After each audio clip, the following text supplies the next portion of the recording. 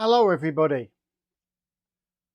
How is everybody post Halloween on this glorious Sunday, some time of day, depending on where you are?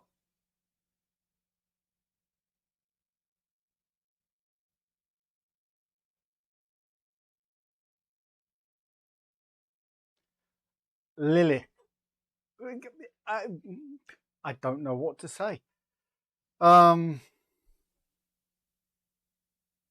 Sumerian vampire who I think ate children, if you take it back to the original.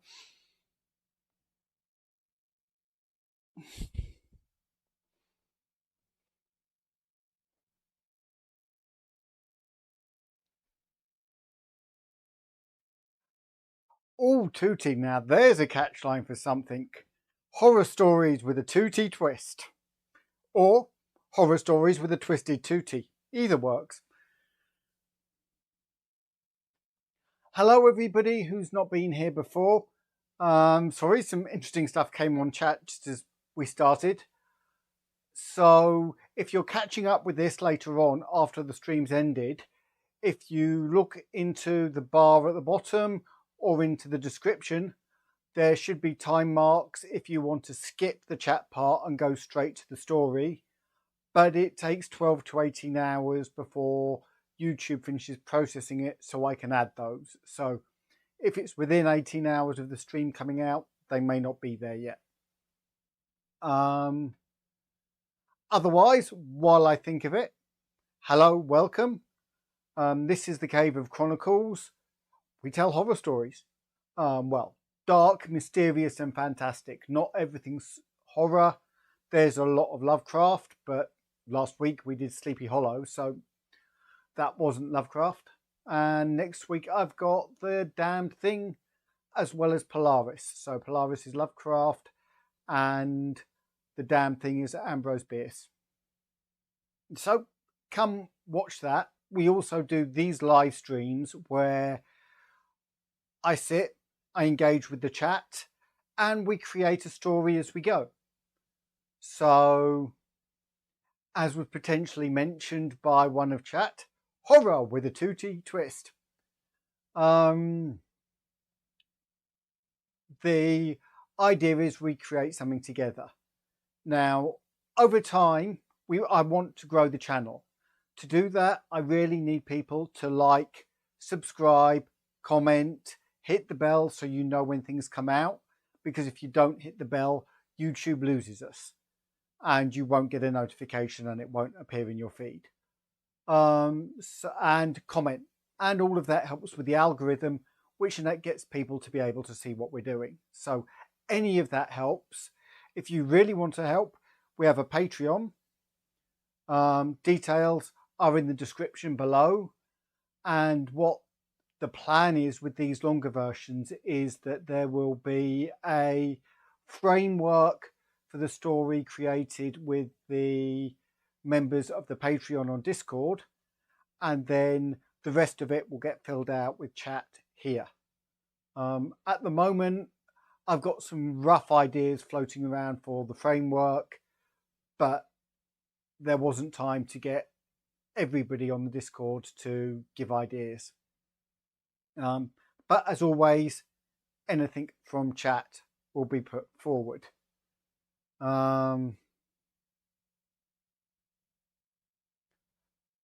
Otherwise, what ideas have you got for me today, guys? I always want your idea, Tootie. My eyes may cross and my brain may leak out of my ears, but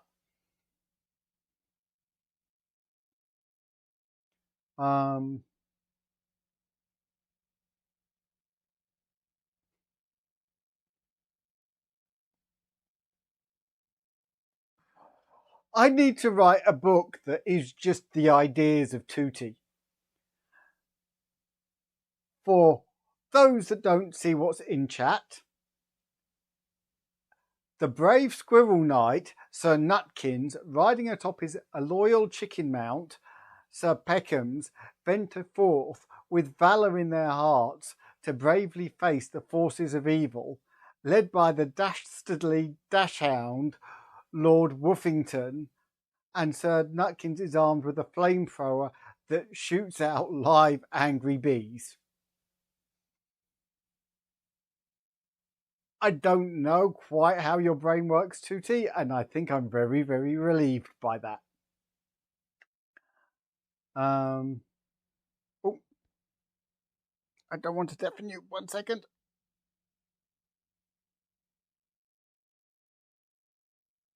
That's better.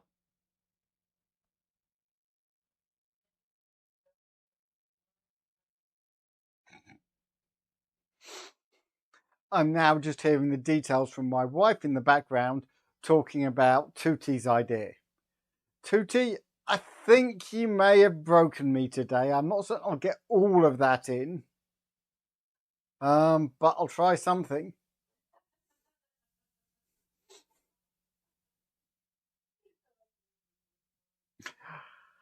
Tell me about it, Legion.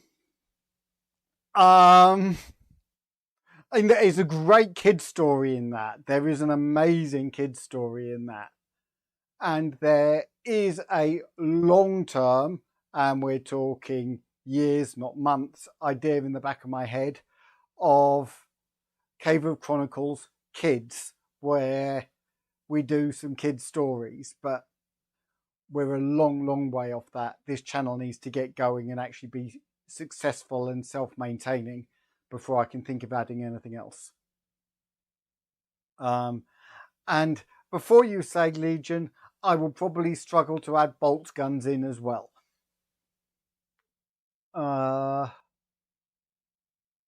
Legion of the Damned and Tutti Frutti are two regulars who come up with great ideas. Tutti, that's actually exactly what this is about. I started this because I was walking and thinking, someone smiled when I smiled at them and thought, I want to do something that makes people smile. I want to do something that makes people happy. And the Cave of Chronicles was born out of that.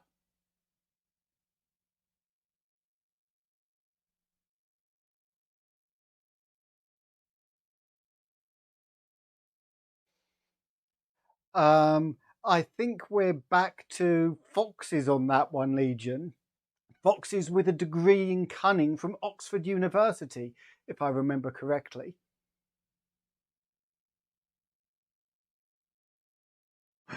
Hi, Sten. Yeah, have a look through those starter ideas. One, I will get shot for directly stealing from Blackadder.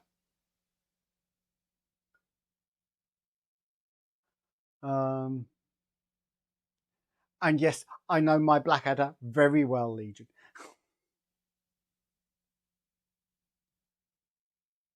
It's almost the last episode of Blackadder Goes Forth time. I can still clearly remember watching that for the first time, the final episode of Blackadder Goes Forth. So for anyone that doesn't know, Blackadder is a British comedy programme that ran over multiple seasons, following in different periods of time the main character, Blackadder. They did one based on the First World War, which was very funny all the way up to the very last scene when they were about to go over the top. And then suddenly it became very serious, and at the end faded to poppies, and everyone was startled. It was one of the most powerful and moving moments of TV I've seen, and it came from a comedy show.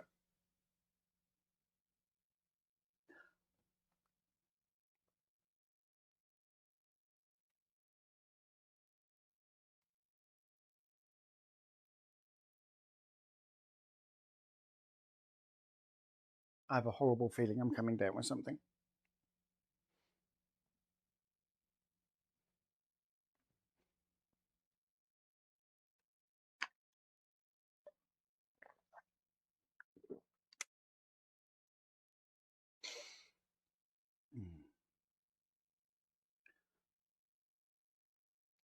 Blackadder goes to Arkham. I don't think my brain could handle the thought of that existing, let alone trying to create it. Oh, we're just hitting 10 parts. 10 parts? 10 past. So if there's no one else about, let's see what we can come up with. This is the longer version, guys, so please, if you've got ideas while I'm actually talking about things that can happen, ideas that might work with what happens next, let me know, put it into chat, and I will see what I can do. But it really helps keeping this going. If it's just me thinking, it will be a far shorter stream because I'll run out of get up and go some point. That said, let's go.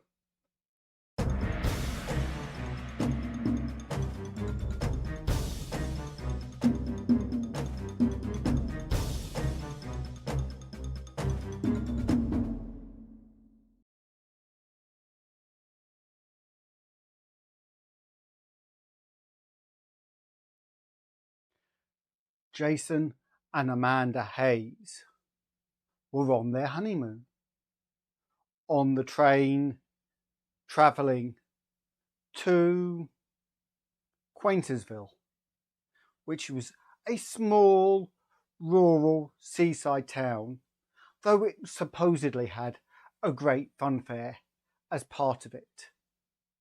They were going to be spending a couple of weeks celebrating.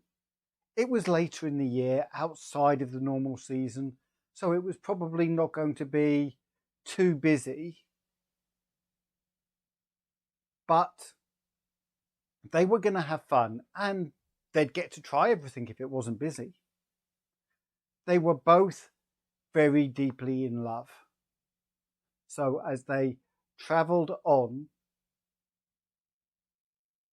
they held hands and gazed into each other's eyes, occasionally looking out the window, noticing with a bit of disappointment as the land outside turned a bit more dreary and run down as the train proceeded. They weren't wealthy, so they were in a fairly standard coach, sat there having been travelling for some hours. They weren't city folk. They came from a reasonably sized town just outside Arkham. But here they were on their way to their coast to start the beginning of their lives together. The train pulled in and Jason got their bags and they headed out onto the platform. Looked round. They had a nice hotel booked down by the front. So they ordered a cab, put their bags in, drove. It was only a small town, so it only took a few minutes into this just on the edge of town, large hotel overlooking the cliffs and the sea. The town was made up of old, crooked cottages and houses with peaked roofs and smoke coming out of the chimneys, adding a kind of haze to the town. They went through. There weren't many, but the people that they saw weren't so much, their faces were lifeless. It was as though there was a depression hanging over the town. But not wanting to get their holiday started badly, Jason and Amanda headed on. The hotel was nice, slightly run down, but clean and well kept. There weren't obvious cobwebs, and a quiet run of the finger in the hotel room found no dust. So they laid out their clothes. They were both tired. The hotel had a small dining area. And they went in, ordered. Again, the people weren't chatty. They were quiet. There seemed to be some strange side eyes coming from the staff. But Jason and Amanda put that beside them and had a nice meal and headed off to bed.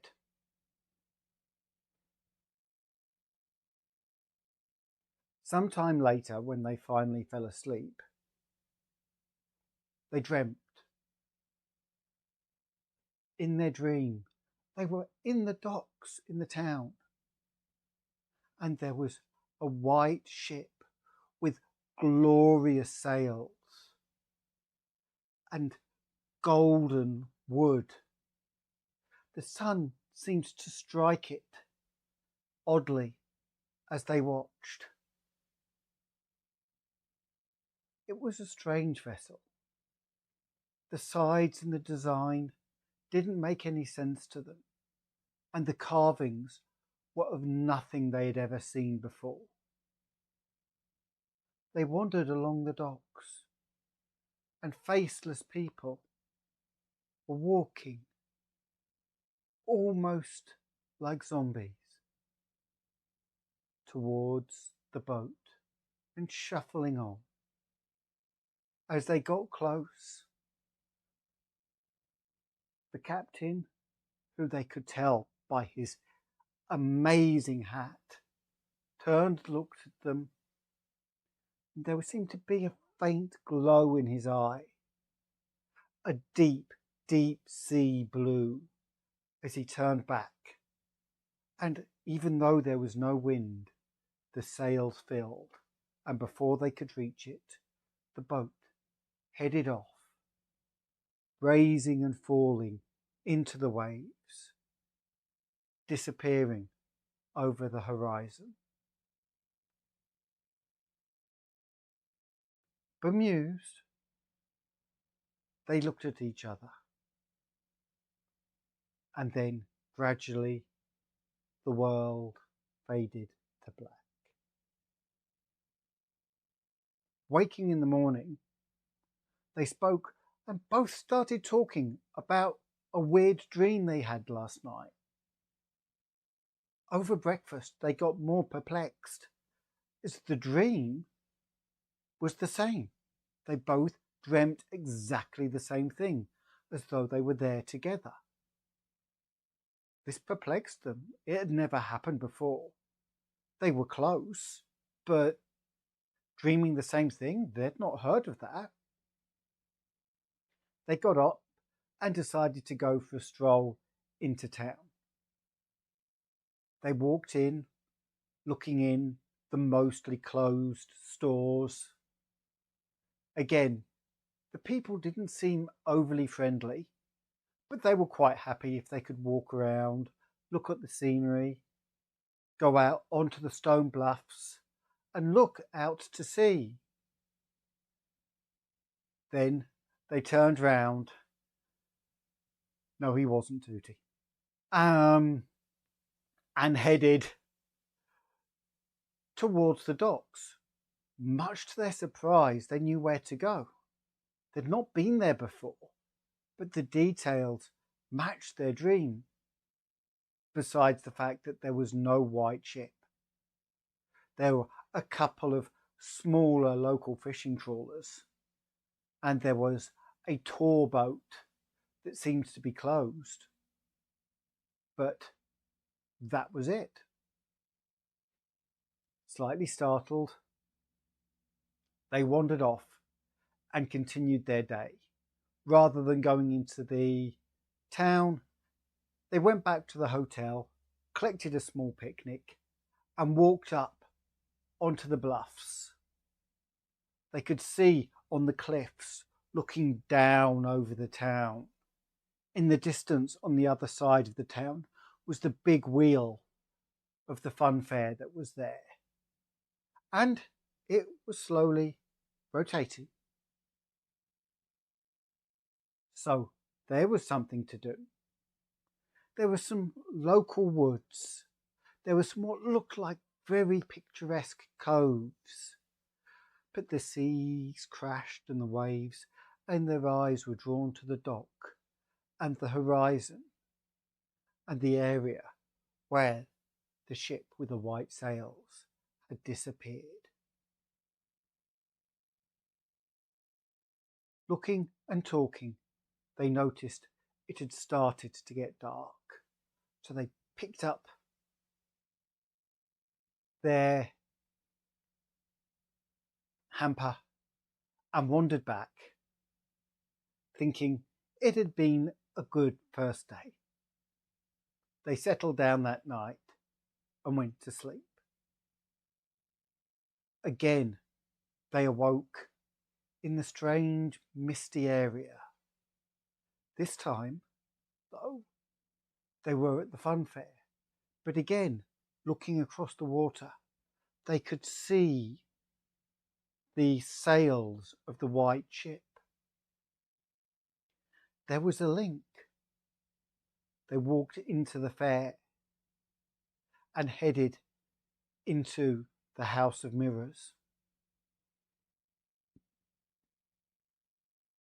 Walking along, the distortions at first seemed trivial, but then gradually as they went, their bodies each time they looked changed more and more.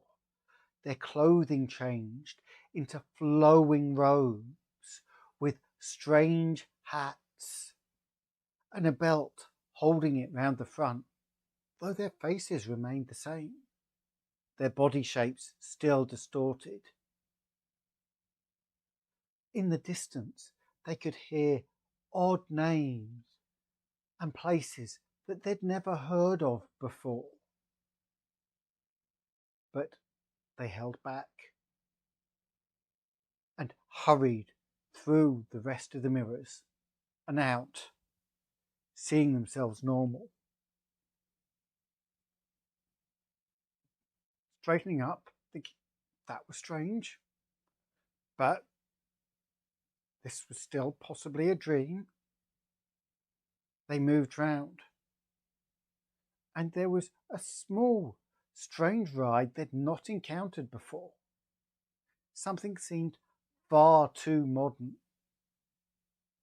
It was a small little railway train that went through and went into this sealed barn that said, "Visit the haunted island." They got on, and the train headed in to the darkness. Through the darkness, they held hands and huddled together, wind breathing against them, and things that felt almost like cobwebs brushing against their faces. They moved through. They could hear the rumble and clatter of the train, smell the salt on the sea air, mixed with a slightly stale stench. As they went through, a creature just flew straight at them. They looked for cables, but there was nothing there. Another flew straight through them. They felt the cold and fear clutching their chest and heart as it touched them, as though it was something from the other side. A skeleton jumped and moved on what appeared to be an island towards one side.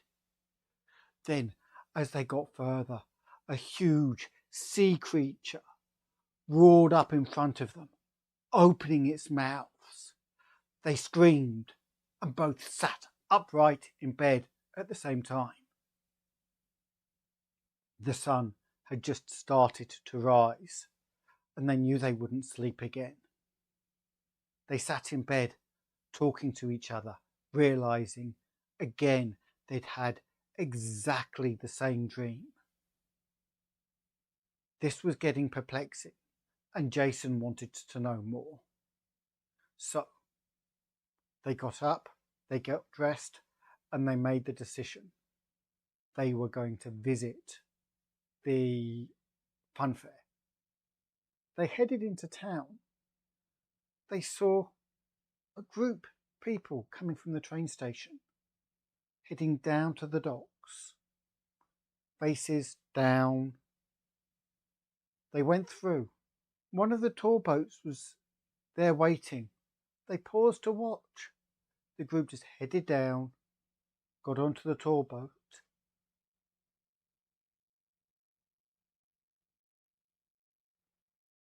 Thanks, Tootie. And it headed off into the sea. They moved up and walked across into the funfair. They looked for the ride they'd been on, but it wasn't there. Thought that was strange. The giant Ferris wheel was there, but there were just some shacks where the ride that they thought they'd seen was. So, obviously, this wasn't the same place quite as the dreams. They walked, they paid their money, they got onto the big wheel as it slowly went round.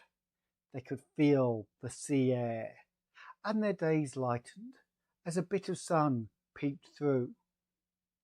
They looked down, they saw the boat heading towards a distant island.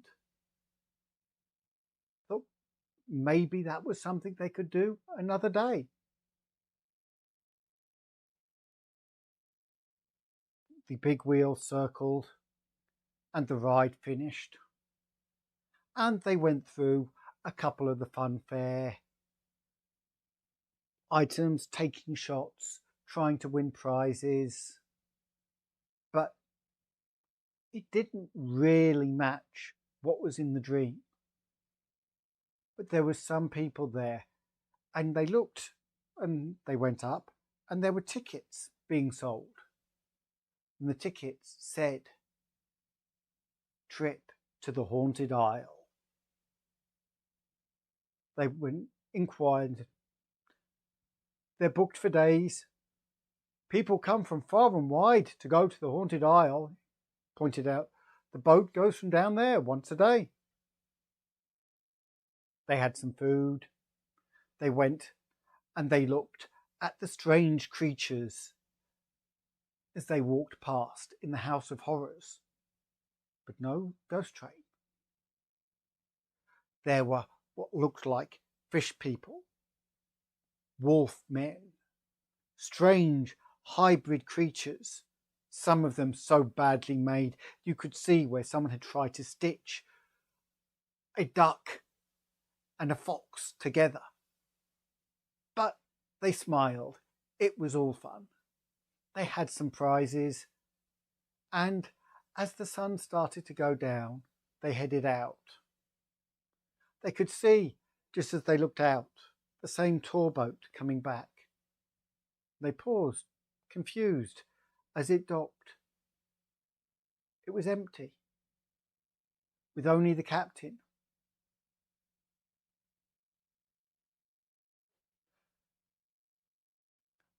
They headed back to their hotel and slept. Again, the dreams came. This time, they were on the bluff, again looking at the white boat and the people heading onto it, and then it heading out towards the island. It had to be tied to the trips to the island. They were sure. But what and why? And why did no people come back? As they watched the white boat lead again, they could see ahead the captain turn and look up towards where they were, though they were far too far away to be noticeable. This scared them and headed back. They headed back down. They had some lunch, and again they decided to spend the afternoon sat reading in the hotel before they went to bed. They were getting fairly tired with the lack of sleep when they woke the next day. They'd got back to the hotel in their dream this time, but it was still not restful sleep. They were weary. They needed and took a lot of coffee with their breakfast and decided to head down towards the docks to investigate.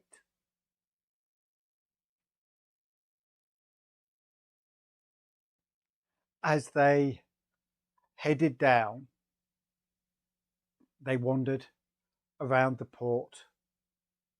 The fishermen gave them dark looks. They could see the tour boat was just leaving again, full of people. They were curious. Where were the people from yesterday that didn't come back if it was taking more out? A gruff sailor type came up. Can't be around here. They looked. He almost spoke English. And he just pointed, go. They shook their head. But we just want to go. They turned and left, wondering if they could book a ticket. They could get that boat. They wondered what was on the island. Or maybe they could get another boat that would take them out there. They moved away from where the boat had been and started talking to different sailors. But all of them, when the island was mentioned, pointed away and shook their heads. They weren't going to get a boat from here. After a day of walking around, talking and looking, they were perplexed. They headed up to some of the shops and spoke. They found a nice young looking girl in a clothes shop who was fairly new. Her name was Alison, they found as they spoke to her. And she was talking about the boat. She wasn't local. She hadn't been here that long. And saying how she'd never seen anyone come back on it. How strange she thought it was. But the people were strange. And when she'd mentioned it to the shop owner, she'd been told to stay away and not pay any attention to that. So she hadn't. Again, with more questions than answers, they returned to the hotel. And that night, blissfully, they slept peacefully. They only had a week booked, so if they were going to get to the end of this mystery, they had to move fast. Finding a small library, they headed down to look through the town records, looking for traces of missing people, and they kept finding names on census records that just disappeared, and they had been doing for generations. Then, as the town had gotten smaller, they stopped disappearing.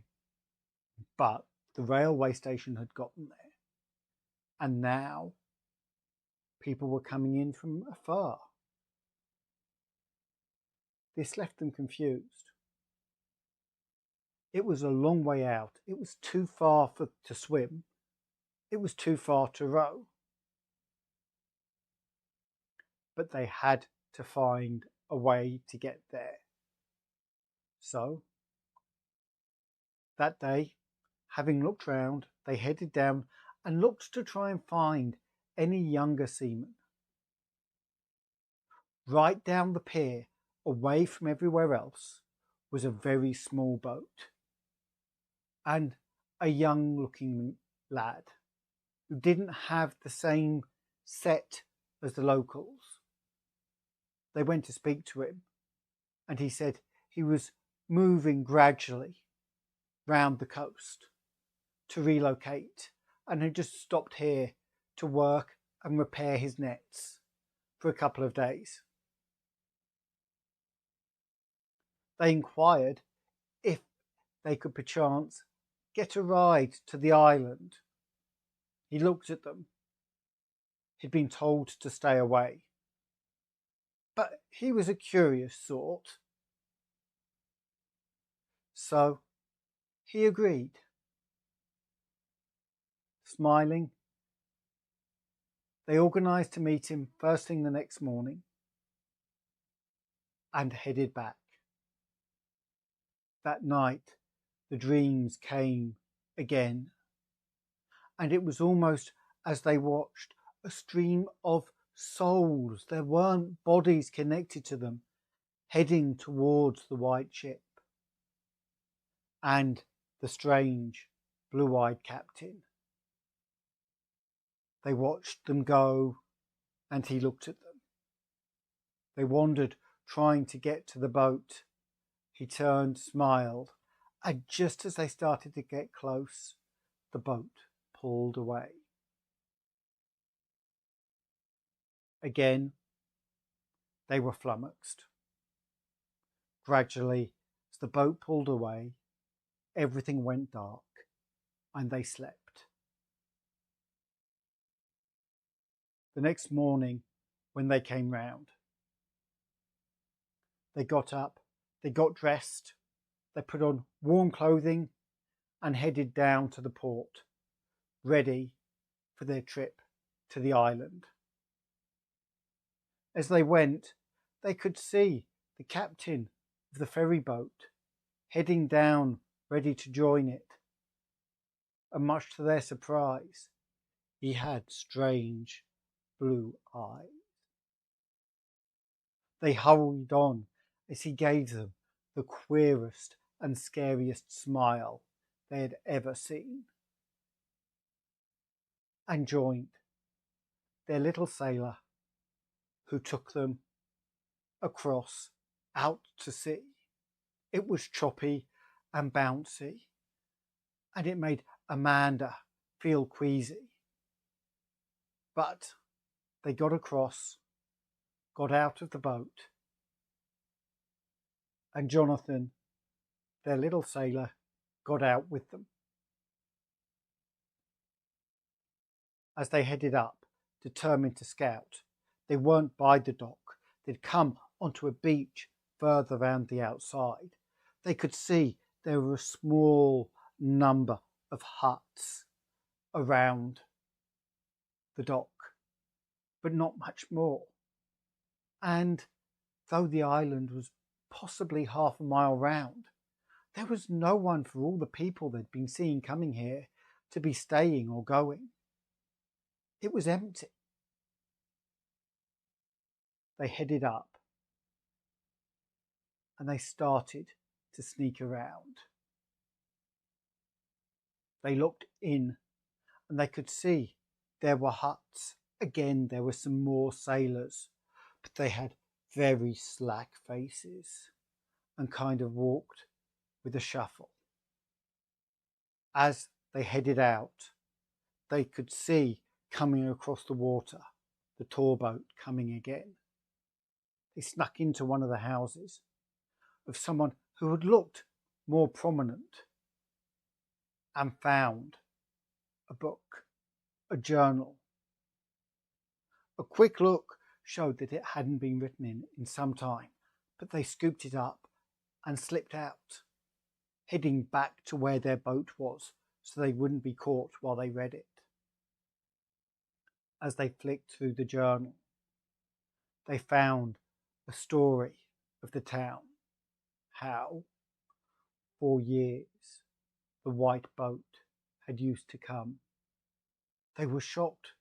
This was in their dreams. It had taken the townspeople where no one ever knew. But people went and people disappeared. And there was a list of names and dates that went back many years, but stopped 5 or 6 years ago, which was interestingly about the same time the railway line had got here. They watched. They went through. The town had had to send its sacrifices. They had to send their people on the white ship. But gradually the town got smaller and they ran out of people.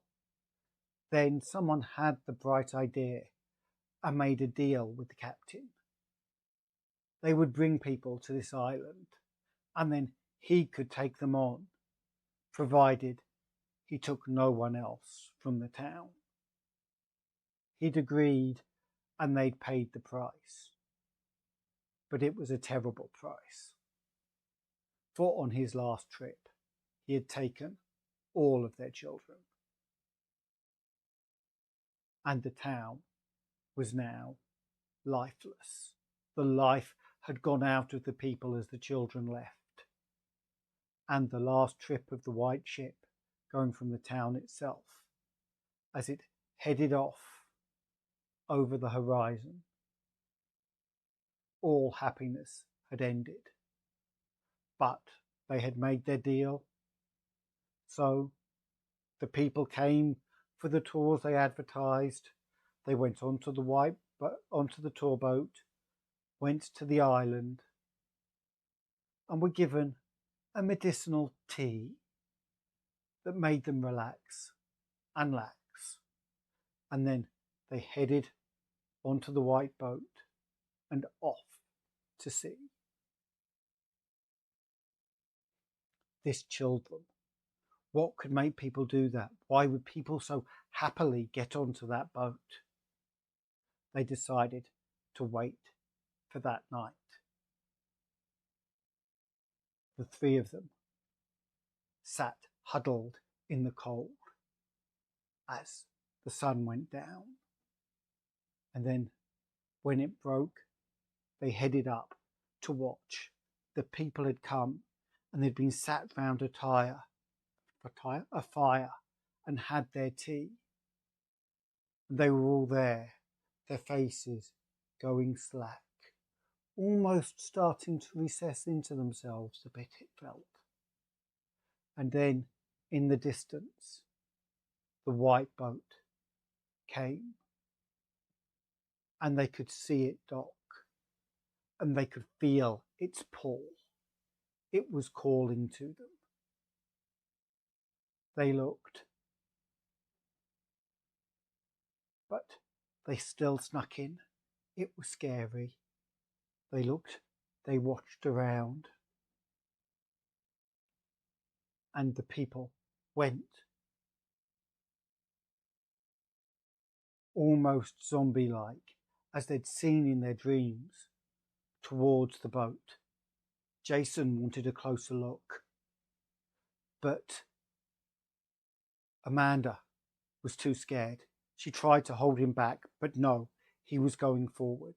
He snuck into a small place and looked up.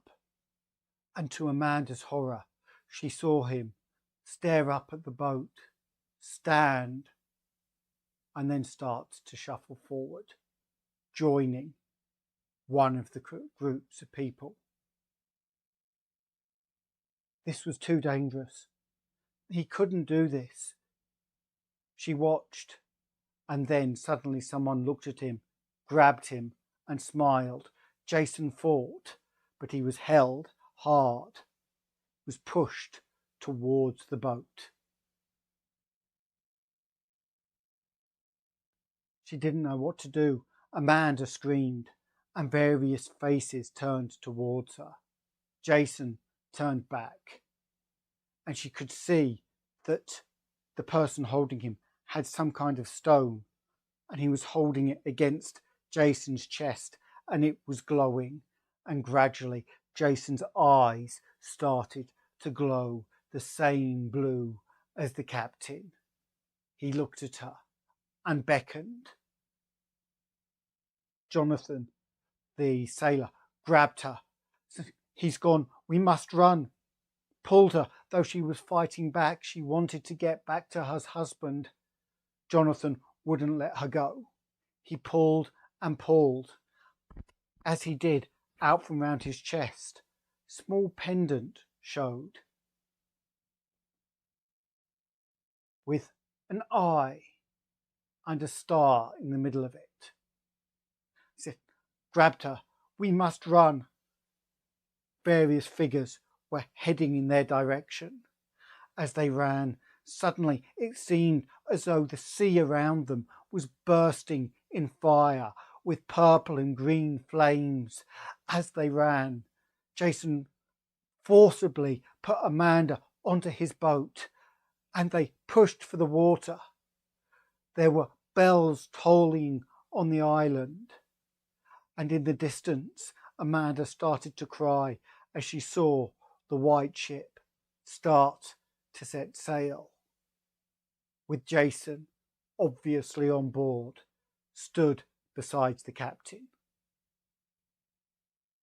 The boat, after a couple of attempts, started, and terrified, Jonathan charged at the flames, tearing through them.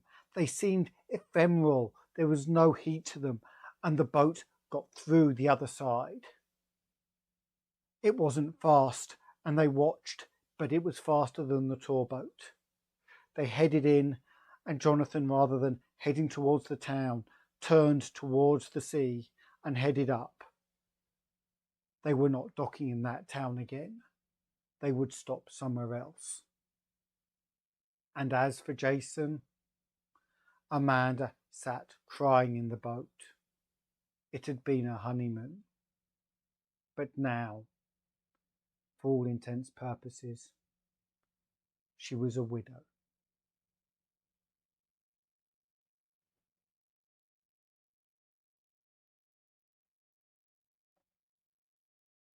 How was that?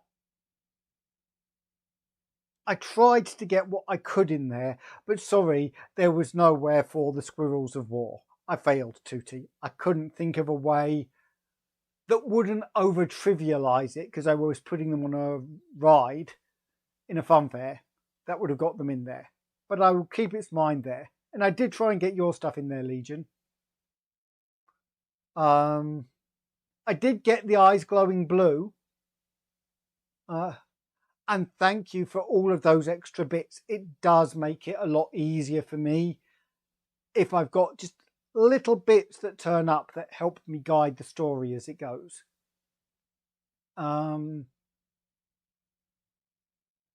Thank you. I really enjoyed it. I think I enjoyed that one more than any of the others yet. I think having the vague framework idea works. So anyone that's in the Discord, and if you're not in the Discord, come find us on Patreon. And that way you can help build a framework of kind of rough scenes, as it were, that can be used. And then we can use that to actually make the story going on.